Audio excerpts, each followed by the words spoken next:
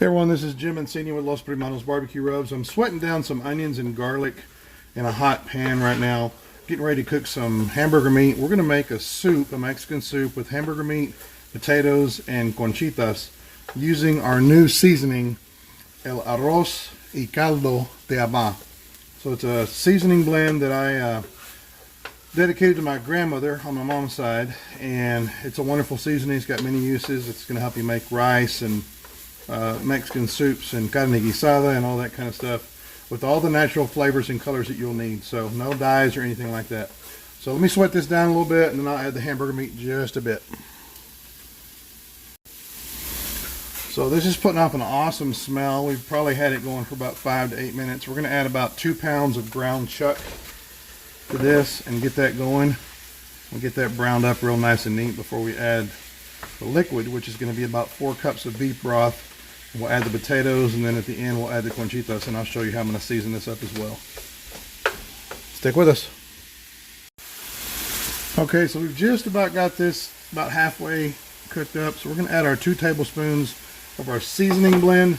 We're going to mix that in and finish it up, and then we'll drain it and then add the rest of our ingredients.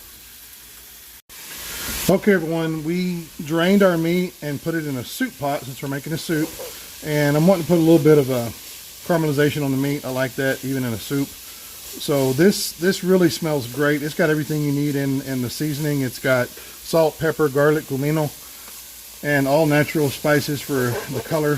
So we're going to add the potatoes now, and then we add our 2 medium diced potatoes. You make them as big or as small as you like the dice. Mix it in, and then I'm about to add the